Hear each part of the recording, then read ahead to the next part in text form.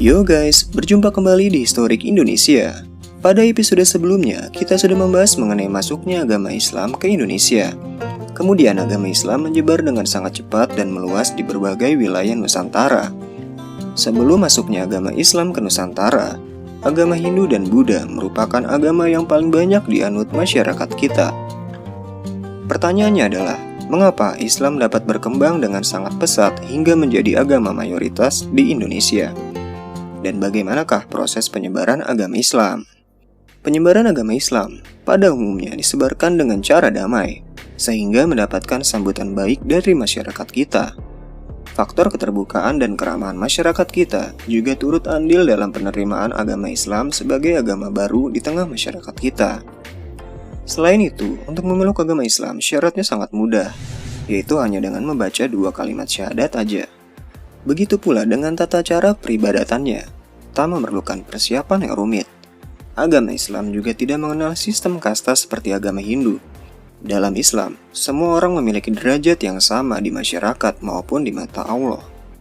Perkembangan Islam di Nusantara juga sangat dipengaruhi oleh jalur-jalur penyebarannya, sehingga perkembangannya sangat pesat dan meluas. Adapun jalur-jalur penyebaran Islam di Nusantara diantaranya jalur perdagangan. Menurut penjelajah sekaligus penulis asal Portugis, Tomé Pires, Nusantara merupakan jalur perdagangan internasional yang sangat ramai. Pedagang-pedagang Islam dari Gujarat maupun Timur Tengah banyak dijumpai di Selat Malaka maupun bandar-bandar perdagangan lainnya. Bahkan para pedagang Islam tersebut menetap dan mendirikan perkampungan di wilayah pesisir Nusantara, sehingga interaksi pun terjadi dan pengaruh Islam pun menyebar di masyarakat, bahkan hingga para bangsawan. Para pedagang tersebut juga menjalin kontak dengan para adipati atau kepala daerah wilayah pesisir, dan perlahan-lahan masuk ke lingkungan kerajaan. Tak sedikit raja dan kaum bangsawan yang menerima dan memeluk agama Islam. Hal ini turut pula mempengaruhi kehidupan religi rakyat kerajaan yang dengan sukarela mengikuti agama sang raja. Saluran penyebaran Islam selanjutnya yaitu melalui jalur dakwah. Dalam agama Islam, golongan ulama atau pemuka agama berkewajiban untuk menyebarkan ajaran Islam ke seluruh masyarakat. Peranan kaum ulama dalam penyebaran Islam sangat efektif ketika menyebarkan Islam di daerah pedalaman yang tidak dapat dijangkau oleh para pedagang yang berdakwah di pesisir. Ulama-ulama yang menyebarkan Islam biasanya disebut dengan wali. Wali yang terkenal yaitu Wali Songo yang menyebarkan Islam di Pulau Jawa dengan berbagai keterampilannya guys. Penyebaran Islam yang kedua yaitu jalur perkawinan. Perkawinan terjadi antara pedagang-pedagang Islam maupun kaum ulama yang menikah dengan masyarakat sekitar yang masih menganut agama Hindu, Buddha maupun agama lokal. Bahkan banyak pula pedagang Islam yang menikah dengan putra-putri para bangsawan. Pernikahan juga terjadi antara sesama bangsawan berbeda keyakinan. Seperti contohnya pernikahan Putri Campa yang beragama Islam dengan Raja Brawijaya V dari Majapahit. Ataupun juga pernikahan antara Prabu Siliwangi yang beragama Hindu dengan Nyai Subang Larang.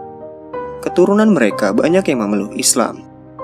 Islamisasi di lingkungan istana turut mempengaruhi kehidupan rakyat yang juga berbondong-bondong memeluk agama Islam. Penyebaran Islam selanjutnya adalah melalui jalur pendidikan. Para ulama turut menyebarkan Islam dengan cara mendirikan pondok-pondok pesantren di berbagai daerah, hingga para santri turut serta berkewajiban menyebarkan Islam ke pelosok-pelosok daerah. Pesantren-pesantren awal yang telah berdiri diantaranya yaitu Pesantren Ampel Denta di Surabaya, yang didirikan oleh Sunan Ampel, Pesantren Sunan Giri yang didirikan oleh Raden Paku atau biasa dikenal dengan Sunan Giri. Islam juga disebarkan melalui jalur tasawuf.